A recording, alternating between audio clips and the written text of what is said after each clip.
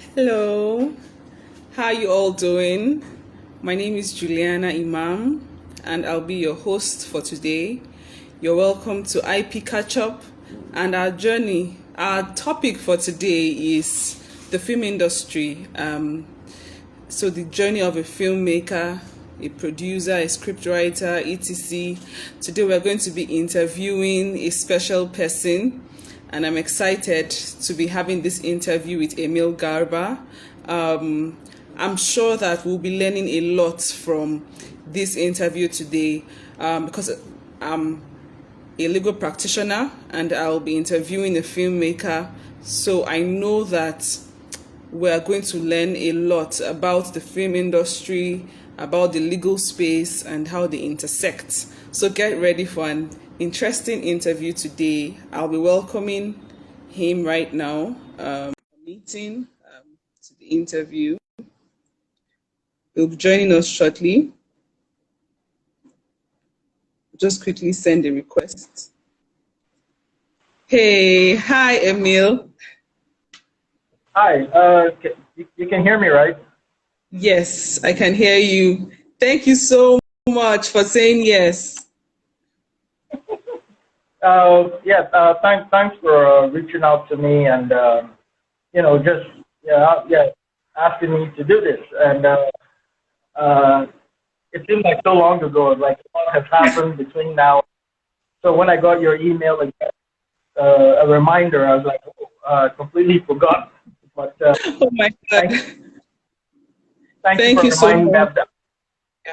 So this, I'm happy to do this. And let's. I don't know what I say makes any sense, but I don't know. I'm here, so let's talk.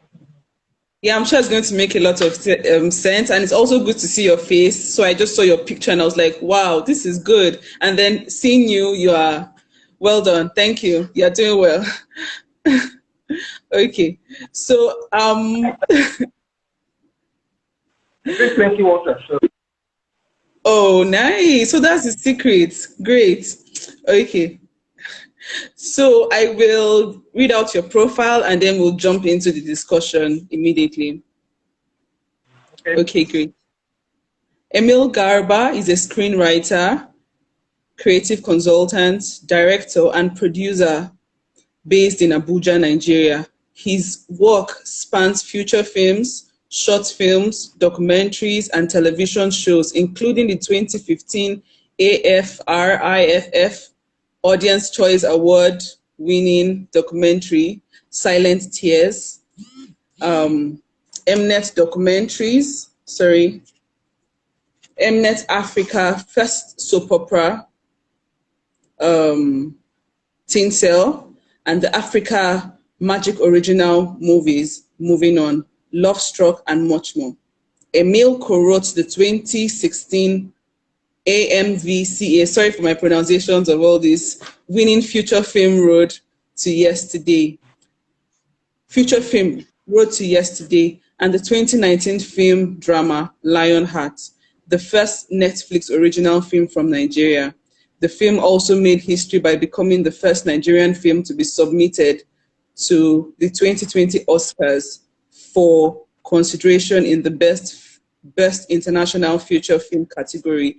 In 2019, he co-wrote the political thriller Fourth Republic. He is a directorial debut He made his directorial debut with the acclaimed short film Last Tango in Abuja in 2020, currently available on YouTube. He is the creative director of Sutoritera, a media production company that creates original African stories for a global audience. So, so nice to have You heard know, your profile. And I know that you would even have a lot more to say about yourself. So let's just use like a minute or two to just know about you. Who are you? How did you start? How did you come into this industry? Please tell us. wow. That's whether that's a long story or a short story, but I've always uh, I've always loved I've loved entertainment since I was a kid. I used to read a lot of comic books. I used to make comic books, things I used to pass around secondary school. Unfortunately, they never got back to me, but that's okay. Um, yeah, we spend hours things and hiding from the seniors and then pass it around the class. And probably got to the seniors, but never got back to me. But that's okay. And I don't know. I always saw myself in entertainment.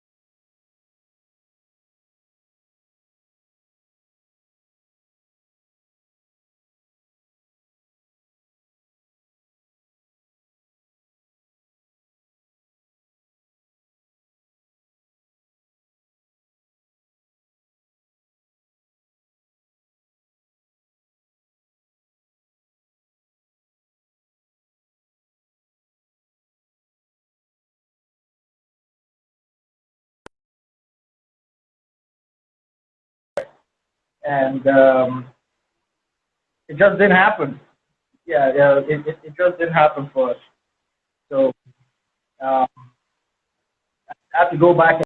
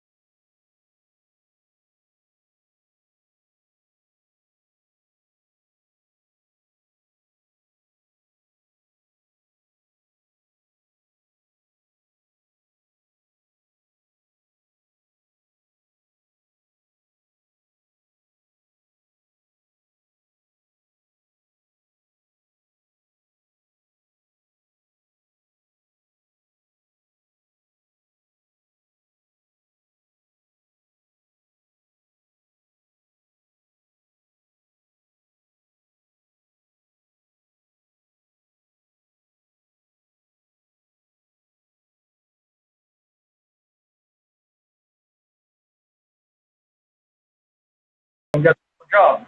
And I did not think about film or writing or just entertainment for 10 years. So um, working two jobs, just doing what you can.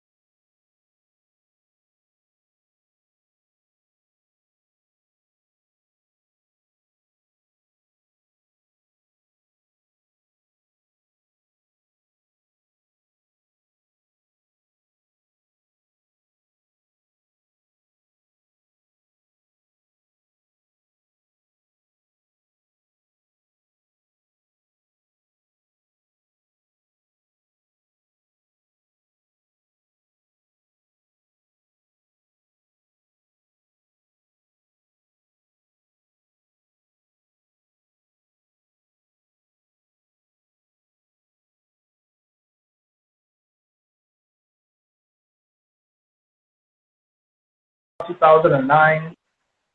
Well, a friend of mine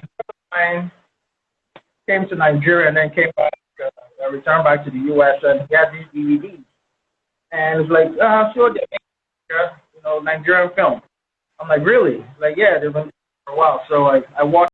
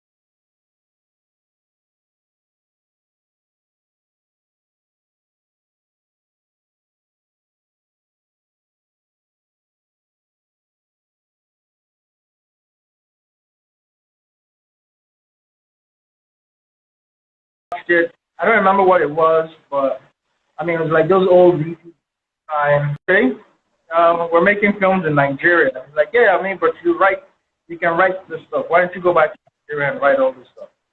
And I was like, nah, I ain't make it in Hollywood, so why would I make it in Nigeria? But he was like, yeah, whatever, okay. So it just skipped my mind.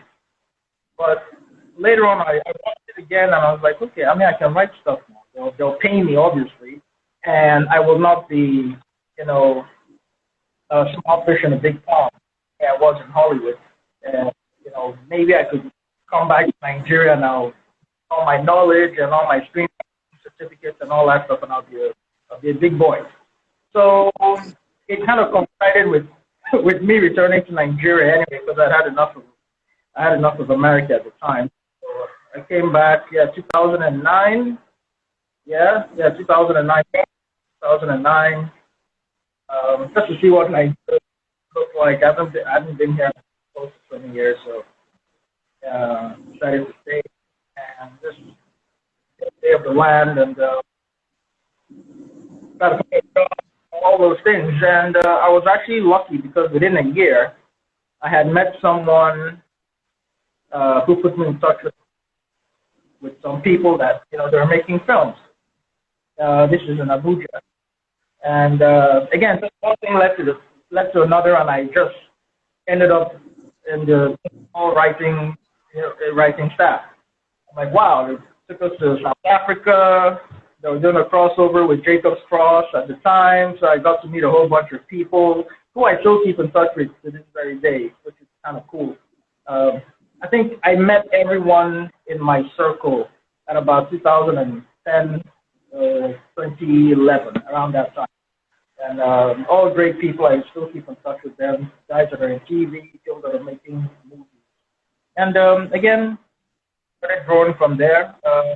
Had a couple of missteps here and there, but I think maybe I had a little bit more knowledge coming from America, certain procedures. It kind of kept me grounded, maybe. Or maybe I just a lot of times you wake up thinking, why am I, why am I? It goes beyond passion. Passion used to drive me before. Like, let's tell all the story, let's tell the story.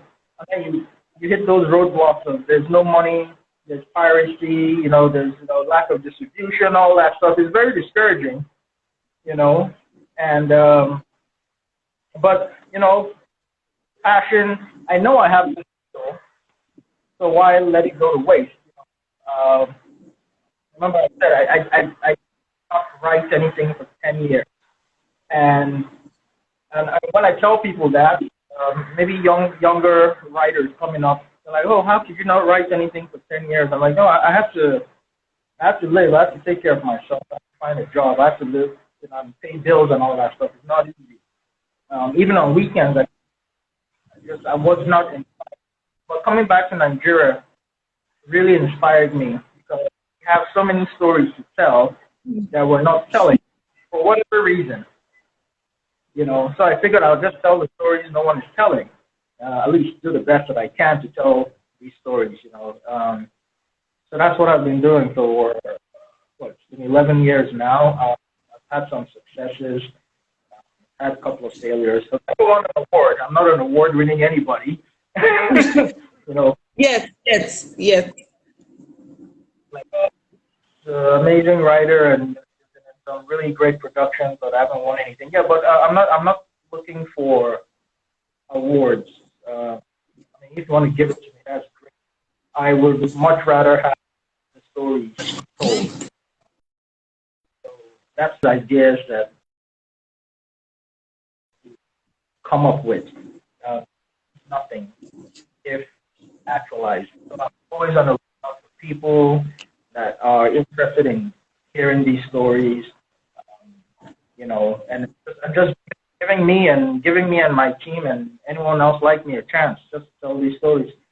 So yeah, so it's taken a while, and I've gotten to this point where I'm talking to you about all this. So yeah. Okay, well, I think there were some points that I missed because my internet went bad. But when I came back and I continued listening to your story, I have been like so touched by the part that I've listened to because of the sincerity in your voice and how you are inspired to share stories and to follow your passion. Now, someone said that when you follow your passion, that it will bring you before kings and great men, that it will put a lot of money in your pocket and all that.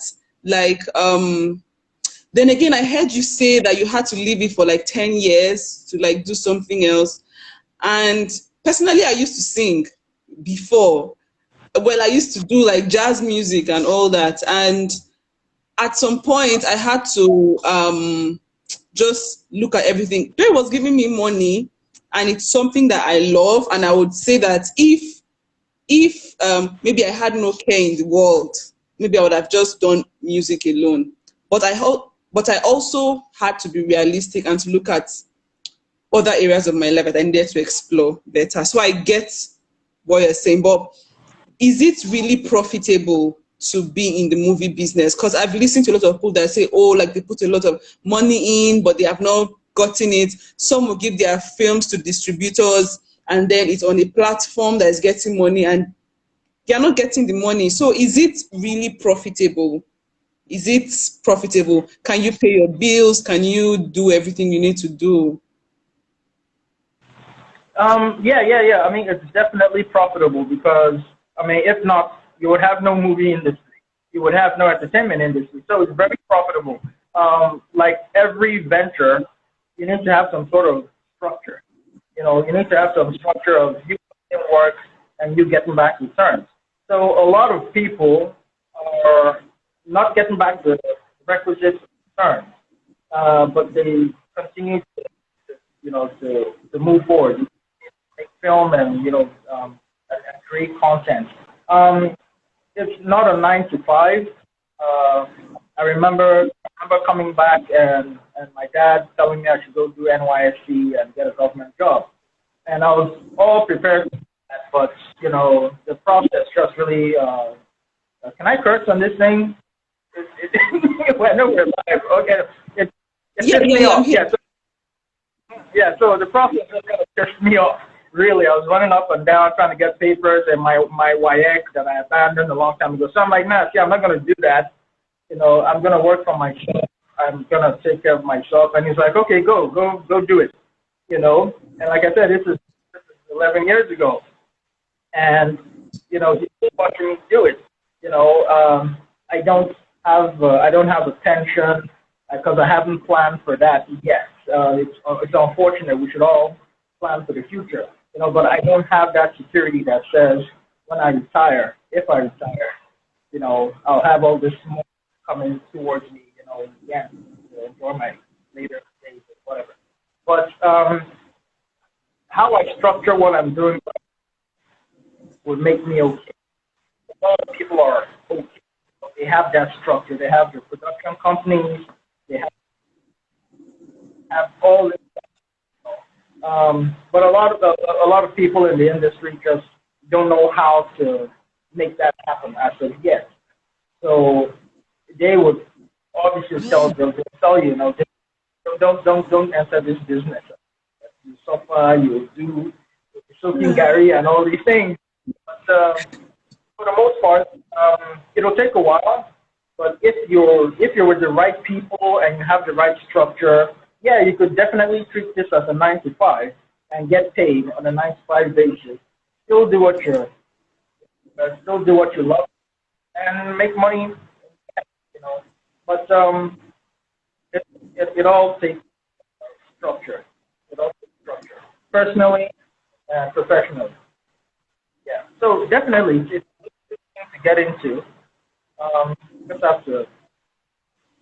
have to be smart about it. Okay. So you've been saying right structure, right structure, right structure. What is the right structure for a filmmaker or for Wow. the industry? For the industry, well,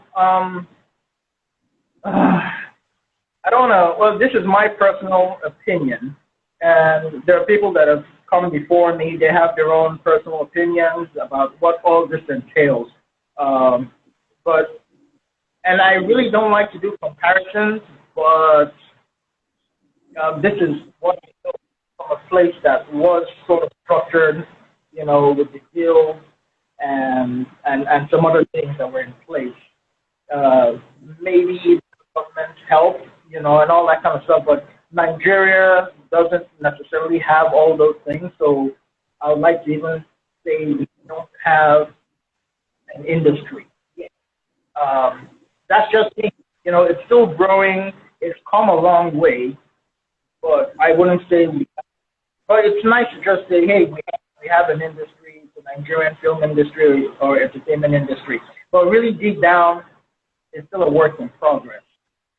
It really is. And some would argue maybe even Hollywood or Bollywood are works in progress as well. Yeah, so I think there's that. But talking about structure, we really need the guild to step up and do what they're supposed to do. So I know you collect, what do you call it?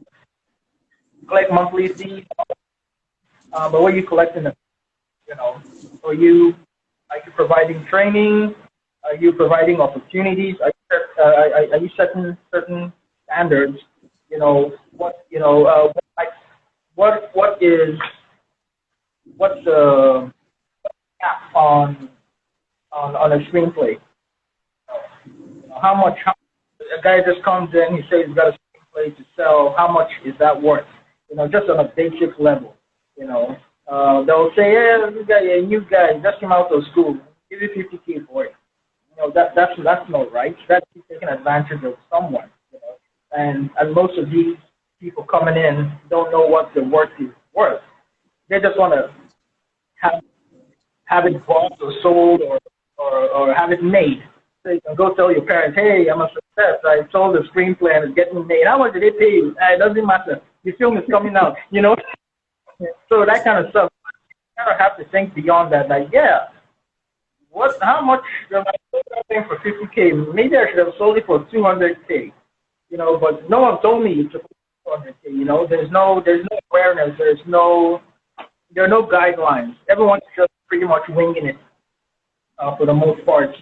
So I just feel maybe that's their job, the guilds, the Screenwriters Guild, the Actors Guild, Actors Guild, all those guilds that are supposed to help the creators, if they could set some stringent structures would help the participants when they come in, so that they know that they're getting their money's worth, and there's someone that's looking out for them.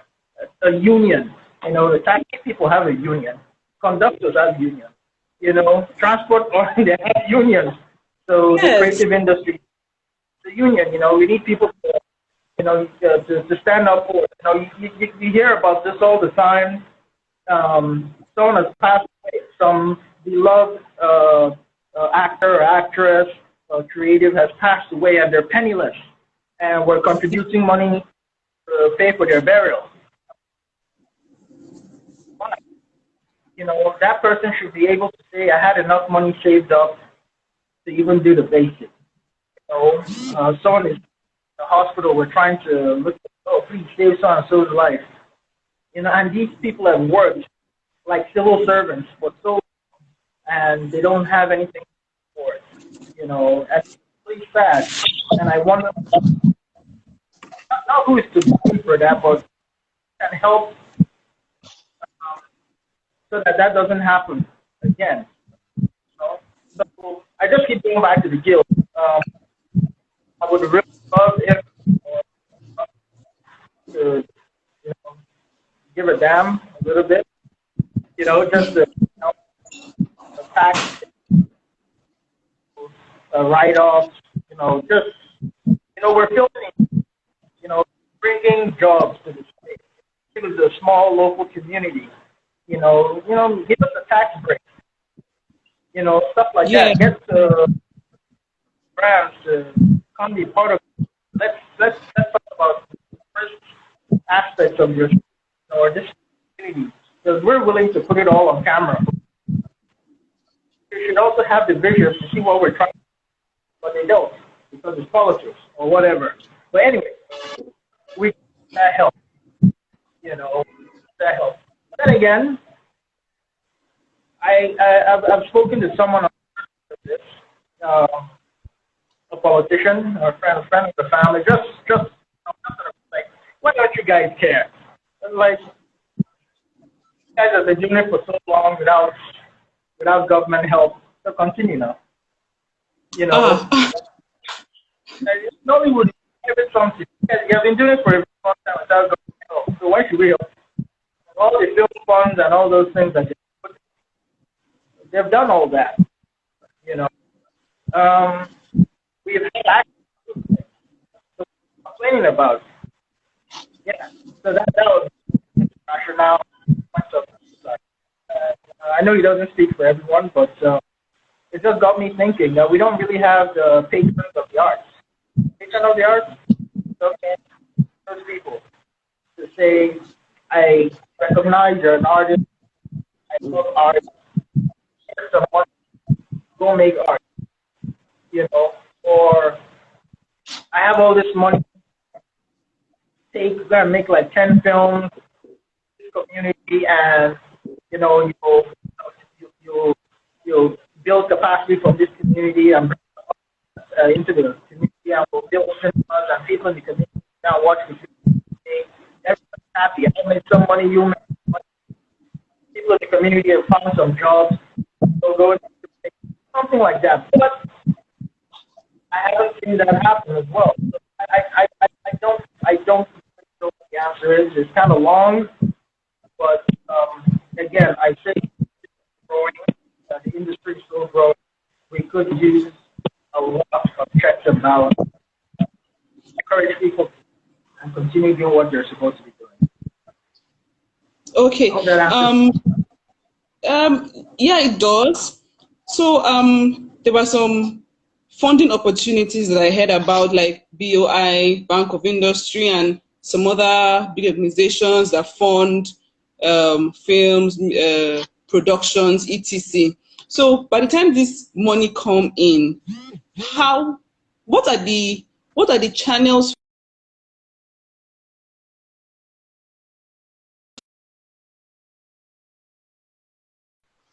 Sorry, what are the channels for people who are interested in funding movie to get their money back?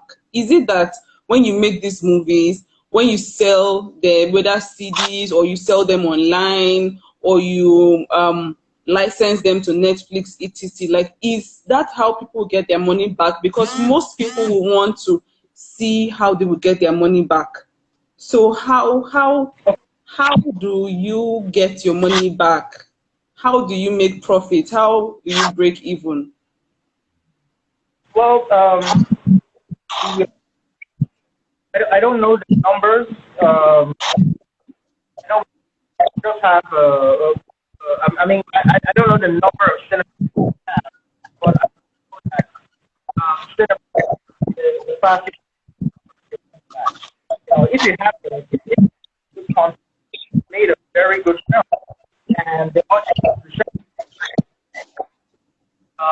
five, six times, 100 times. Good example is a film that just broke all the records. In the I think it made 400 million.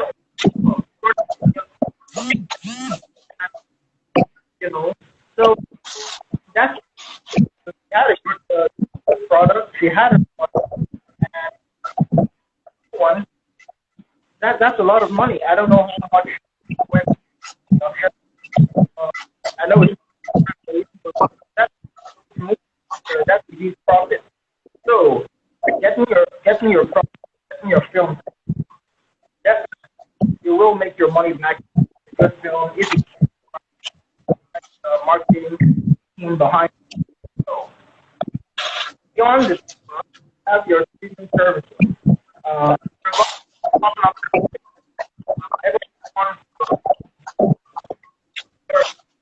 Airtel TV is another platform.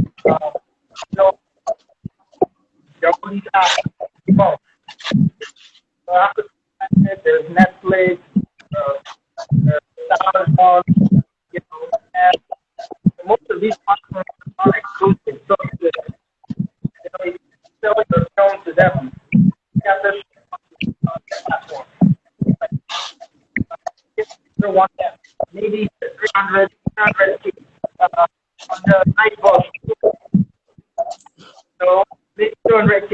So money is still coming in. Very good for as long as it exists. So they're asking for money back. But also the piracy, online download.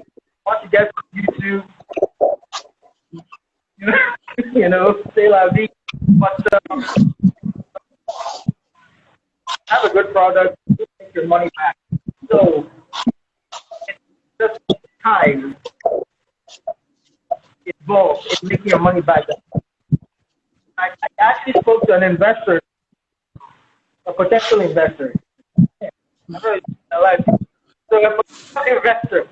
They're like, yeah. So I said, what's that? I usually, like 2 months snapshot, that kind of thing. Yeah, but you gotta give people time and get it from one platform to the next, that kind of thing.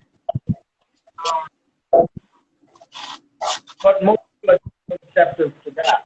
That type of thing. Something now, it's not gonna happen. But continue, and the people that are okay with that invest, and take on their responsibility. So it is profitable because yes, you're still making things every day, every week. It's still there are people that are find it,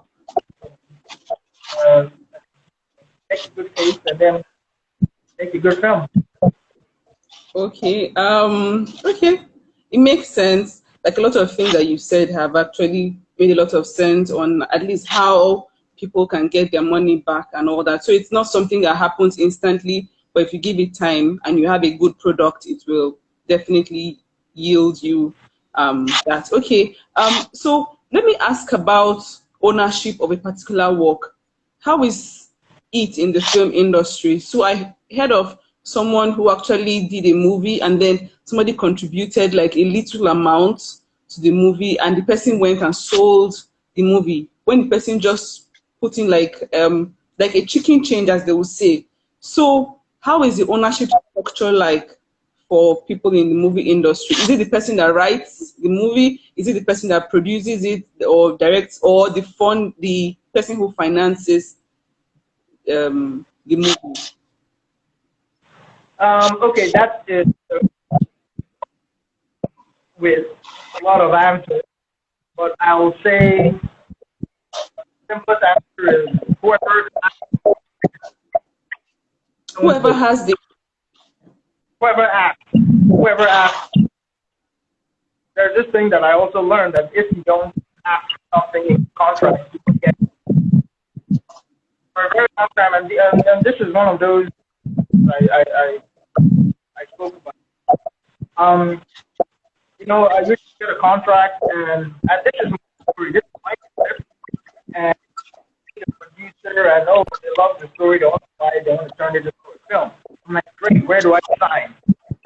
How much they're getting, so and so and so. But I look at people stuff. Says I'm signing my rights away. User owns this content. User gets privilege of this any type of media. All merchants, all that stuff. Because I was afraid to ask, like, wait, I'm the one that created this thing now. If I have to be here for a sequel, I can't. So I have to come and have the money, and they bought it off. Like a child, you know. But I just feel that I'm happy getting gracious enough to turn this and labor it over, and they're gonna do a film. So I'm happy, but the long-term consequence, So in a while, I spoke to a couple of lawyers. And the lawyers, another thing, we are in need of entertainment lawyers, to talk to us about intellectual property, or copyright, or ideas. Just don't sell it out of the way, you know. I just put it in all my contracts now. I need to be a part of this. I need to be this. And because the producer, and they're going with the producer, they feel like they're supposed to, because we've given them that leeway. Because that means no. Just buying it now to go make it and stay in perpetuity. I don't all believe like forever, infinity. Like so. I'm like own this thing, just like the character now. The author is gonna come back. Maybe after years, maybe after 5 years, whatever. When you're done, I have. If you have to buy your master's back from the recording studios, all those things. So, and I've seen a lot of American traders. And he famously sold the rights. I think it's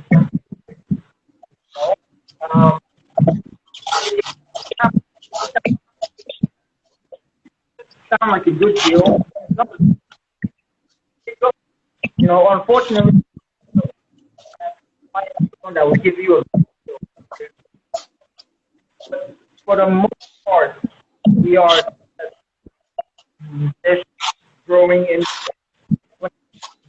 property and the rights to it. It's the 19th where I'm coming money, so that's consider it enough. So you bring money, I bring all own it. No one's gonna stay Netflix or $10. Everyone's getting 5%. Is that cool? Yeah. That's the guy good and Yeah. someone else and guy, you want to sell that? Yeah, but but it doesn't work that.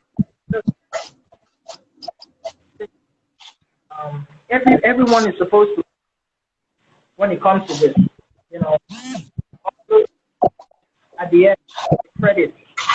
Everyone film, everyone contributed content that to get something out of it. And some people argue, and I'm doing hard work. I should get more of it. Yeah, granted, but at least just be considerate. I think that's so yeah. Whoever says is and puts it in paper legally. Yeah. Is the owner. Yes. I think that a lot of people have to be more aware, and it's also good to engage a lawyer so that you can even know, okay, even if I don't know this, my lawyer will look through it and will actually give me the best advice. So there's something called like a chain of title. So I know that even the Copyright Act states that, like, before you make a movie, it's better to have an agreement with everybody transferring their title, because if everybody feels that they are owners of the film, then it will be then it will be hard to actually exploit that movie. So imagine if they want to sell a movie to Netflix or something, and like 100 people are the owners of that particular film. It will not be so easy. So there's something like a chain of title. So everybody, before they come, they've already said, okay, I transfer this right, I do, and that's where negotiation comes in, and leverage and all that. So the negotiation power that you have, it will actually help you to do that. Then, well, I think that's like the basic thing, to just have a lawyer to look through it. It will actually help a lot. But what is the average amount that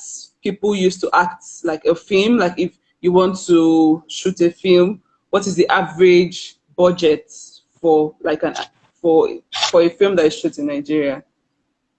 Wow. Again, it varies. If you're doing a film, go to cinema, depending on the story, and use equipment, all looking, I mean, maybe 50 M, be safe. You can do it for less. So, again, depending on the story, no CGI, probably your camera, whatever, if you're shooting for some streaming platforms, you don't need that much because you don't need to do much work, because you can probably shoot a film and it goes to a stream. You don't have to start buying and posters and put them all over the place. No, because there's an extra cost for that. And I would but then again, if you spend a lot of money to recoup your money, so you need to have as much marketing as possible. Say, if you have 10 M, let's just say if you have another 10 M for marketing, that's what it's going to take. Yeah. There is really no range. Story.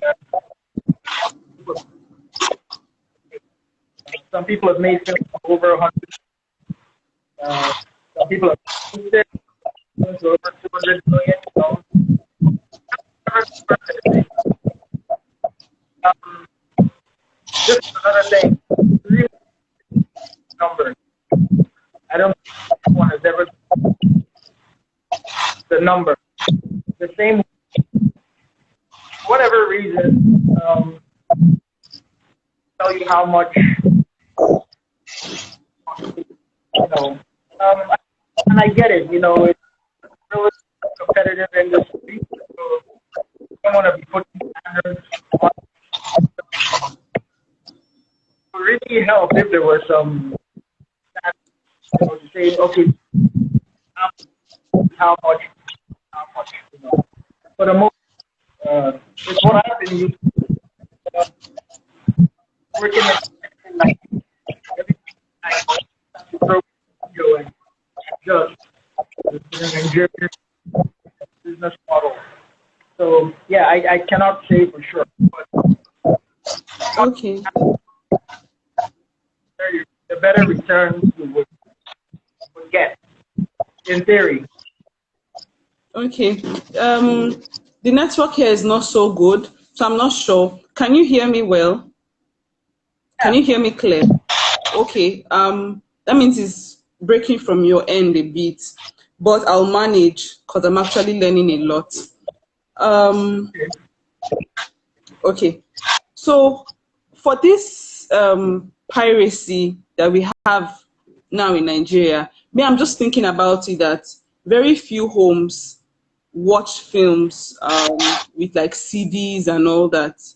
So people sell films now mostly online and probably showing it in cinemas and all that. But how much has piracy affected your industry? It has been from the very first TV, now almost everyone has internet access on your phone, on your laptops. At this time, the pandemic over the uh, um, it's brought piracy to a whole new, it's brought consumerism of where you don't have to pay, and watch films on their phones or things like that. So, these things are available. They're available online.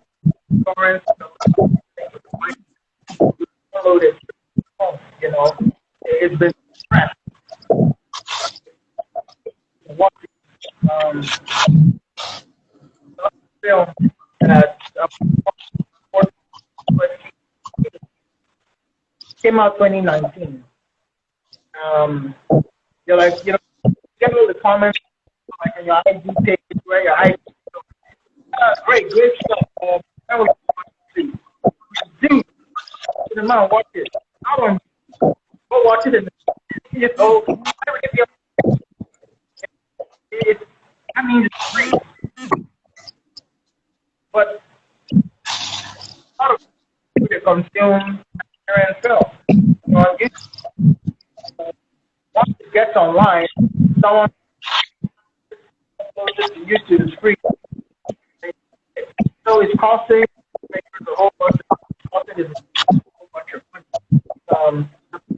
Not paying, and this is nothing for people. You go to back in the day, guy, $6,000. It was like, I mean, mostly American films, transformation, there are a lot of films that it just makes it work. So definitely it's costing the content creators a whole bunch of money. It's a big problem. The government has addressed it. Everyone has it. And I don't know what to do because this is the same problem. All the other Bollywood thing. facing the same.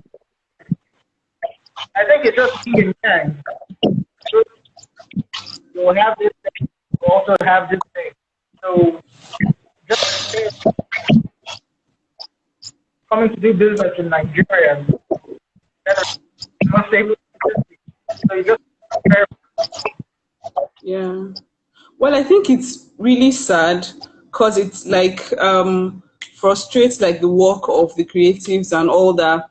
But I think another thing, like some people write to all these platforms to bring it down, to bring the movies down, those that are illegally uploaded and all that. But I think that's like so much work. Or maybe with time it will actually get easier. So what is your plan for the future? Like, what is your plan for like the movie industry, for yourself, for your business? And before I even ask this, so you were talking about structure before now. So let me ask, you're a filmmaker. Is your business registered? Yes, yes, yes. Okay. Do you trademark, sorry, do you copyright your movies? Do I know that copyright is okay? Yes. Yes, you do that. Not the movie, the script. The scripts.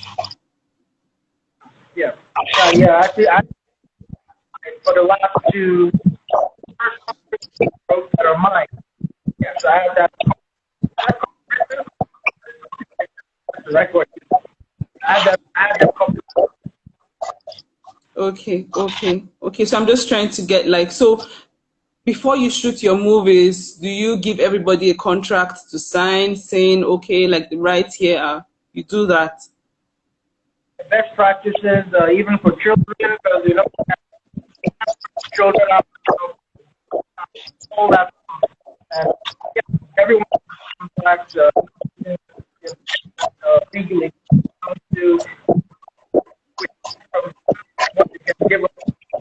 Another thing I said edit, because Network there's is really poor, so it's breaking. So I'm not getting some of the things you're saying. okay. Can you hear me better? Yeah, I can hear you, but I think it gets harder when you move because of the maybe the. I move around a lot. Sorry. When it happens a lot, not just you, everybody. I think it's just easier to gesticulate when you talk. Yeah. But yeah, everyone uh, we try what we try to do and what we expect from the actors. An actor that after a certain time, we really need to work with this actor. So we can't work past 8 p.m. because of religious reasons. And, don't do it. So we put that in that contract. So things, yeah, we try as possible uh, cover all the things. Again, yeah, sure you would do it. The legal, but Okay. What about those who make movies out of books or people's life stories? How is the procedure like? well, I've never done that, uh, but I would hope that they would, if it's an adaptation, the author isn't available, something, whoever has the rights, visual content, or any other content down the line. It would really help get their permission. So uh, if it comes out later on, they can say, hey, part of this, uh, endorse this. The, why this? Well, why these people life story? I didn't authorize it.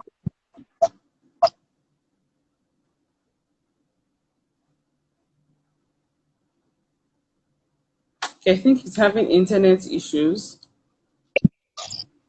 Okay, I'm okay, back. Sorry. okay. Oh, okay, because he paused for a while. Really, it's been an hour already. We need more What? time. Oh, I didn't even know that. Okay, so maybe we'll just this up, but I promise that we'll actually have something else, maybe on Zoom, where where the network might be better, because here it's shaky a bit, and like I would really love to get your opinion on a lot of things. But before I go, just in case you're still there, if you're hearing me, because I can see it rolling, so I'm not sure if you're there. So are there royalty streams available for those in the film industry here? Okay, so I think um, his network is really poor. Um, Let me try to connect again and see if that works.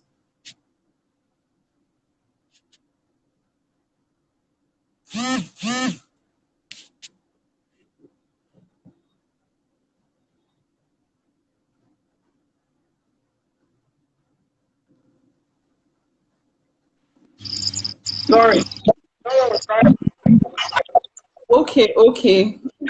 Sorry, the network here is poor. I even started with a different internet, and then I had to change to another one. So it's been like that. But so I was trying to find out if there are royalty streams that are available for producers and for actors and actresses, etc. Are there royalty streams like for music?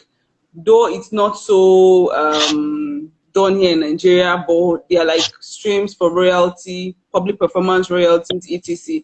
Do we have that for the music, for the movie industry? Not to my. I've heard about it, but heard about it. I would be, there's no benefit from it. But I just feel you have ownership of your content, and you can put on numerous platforms. I feel that would be your royalty, Okay. product,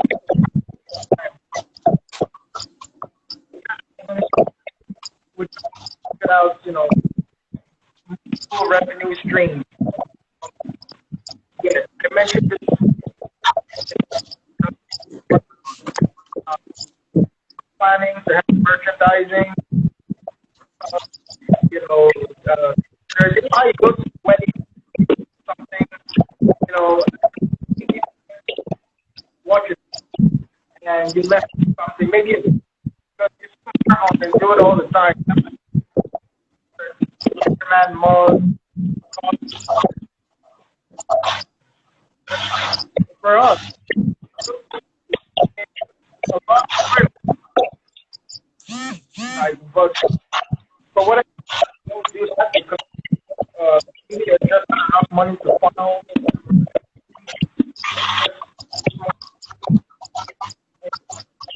and having the money that we get from the I see those merchandise.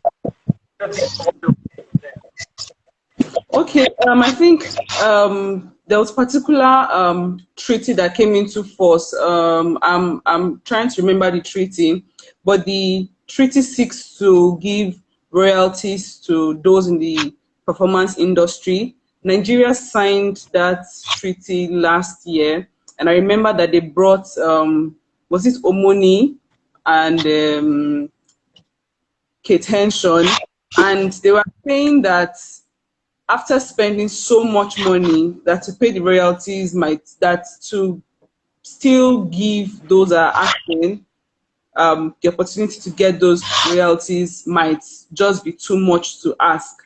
So I think when people sell movies or they license these movies, they don't do it in a way that they wait to get the royalties back. Just want to sell it and get like their huge sum back, or even when they sell it, when they license it, they just want the royalties to come to them specifically, not that it will then be broken into bits and pieces and shared to different people. But for merchandising, I think one of the main things that people do for merchandising is you even have to have a trademark. That's if it's a name that you're doing the merchandise for. You have to have registered the trademark. If you don't go ahead to register the trademark, someone else might go and register that trademark, and you would have lost the opportunity to merchandise that particular thing. So a trademark too is very important if you want to go into the merchandising space. So even if you are not ready to funnel the money into that, but you see something that will actually, for example, let's just say things fall apart. So that is something that has lasted for a very long time. That name has actually lasted for a long time. So just imagine if when that movie was created, they actually went ahead to just trademark that phrase, things fall apart. So for anything that is coming up years after, they can always do anything they want to do for the merchandising because they've actually protected that name. And then for people that are maybe that create cartoons, etc., they can actually go and do like the copyright for the drawings and all that, so that they can have like the protection for that. So those are some things that people need to know. But I don't know, do people have like a platform or a forum where people discuss things like this and raise solutions?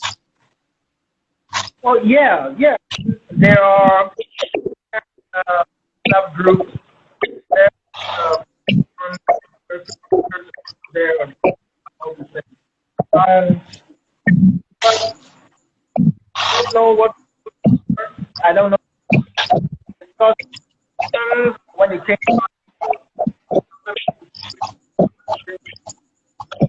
we're still in discussion now. I really don't know that. And I guess some of us just, you know, wait you know, like, because it might just be, like you said, when it comes to pay off royalties, it's we're just continue making movies that.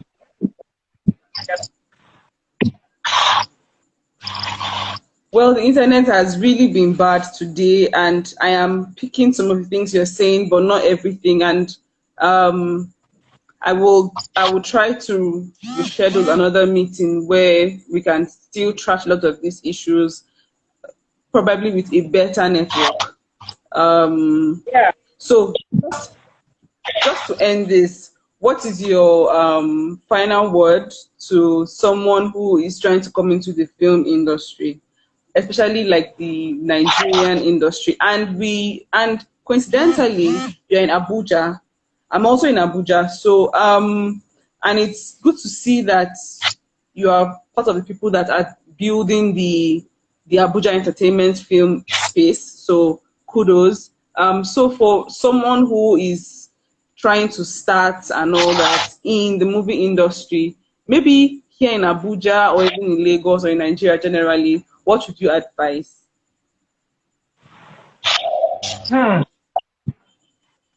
That's a tough one.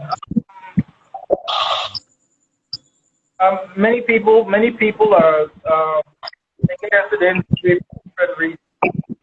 So some are here to make money. Some people are here to train. Some people are here to actually be a husband or wife.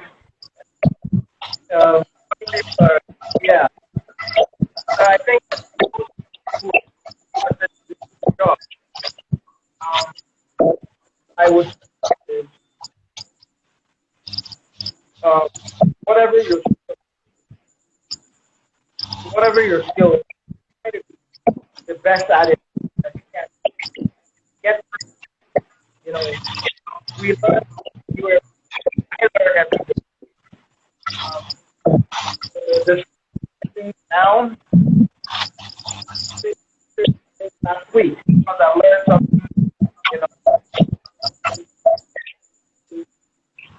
some training, go professional, and just start. Start some, write something. When you're ready, look for something that will, I don't know,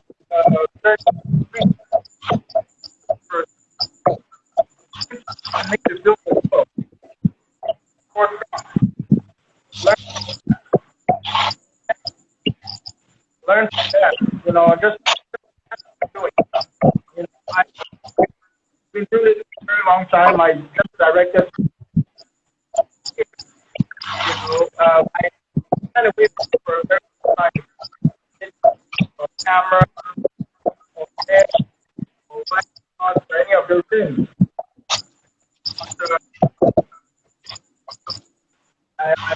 I met some people like, so now I want to just, dream big, start small, before I get,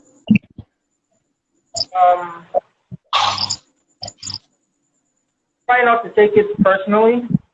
If you turn down by your work is 4 hours, it's not personal. Try not to. A lot of creatives feel like spend hours working on something, and then someone come and critique it, and then they don't grow for it. This is not real life. Yeah. Real life. You always have ideas.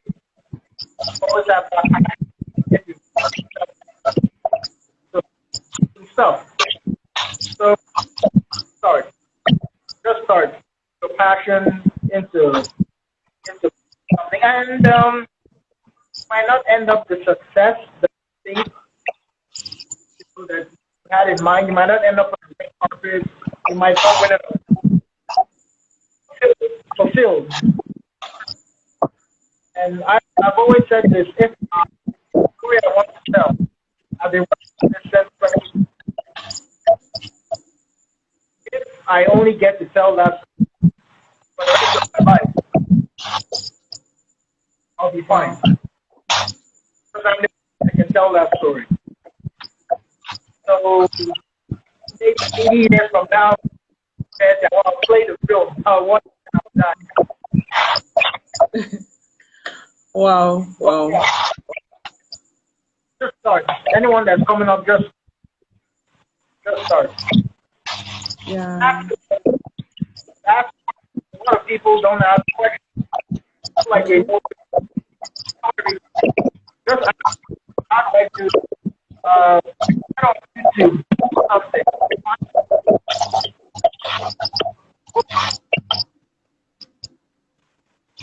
Okay. Thank you so much, Emil. Thank you for coming. Thank you for staying through, even if the internet was a bit shaky, but thank you very much. I'm in Abuja too, so hopefully we get to see one of these days. I think I must have seen you. Yeah, but I'm not sure where, but I think your face looks very familiar. So we'll get to see one of these days. Thank you very much for coming. I am very sure that people that have come in at one point or the other, and for those that would still play it later on, I am sure that they would actually get to learn something, because I've actually learned a lot. Thank you and have a lovely day. All right, thank you. I really appreciate it. Thank you. Thanks. Bye. Okay, thank you so much for joining us. I am so grateful that everyone have actually tried to join us at one point or the other. I would still try to fix an interview later on with Emil, hopefully, so that we can have a better interview with better network. So we discussed a lot of things. We discussed copyright, we discussed funding, contracts, collaboration, trade unions, royalties, just the general lifestyle in Nigeria and how it helps or it doesn't help, like the movie industry, the politics of it, the policies, and he also spoke about giving them some form of tax reliefs, etc., to actually help and for the government to be more deliberate, because Nollywood is a major employer of labor in Nigeria, and they are bringing in a lot of fund and prestige to the country. So it's good that we actually treat them well because they are doing well for the nation. So thank you very much for joining us, everyone. We'll be having another interview next week, Friday, hopefully with another interesting personality. Take care. Bye.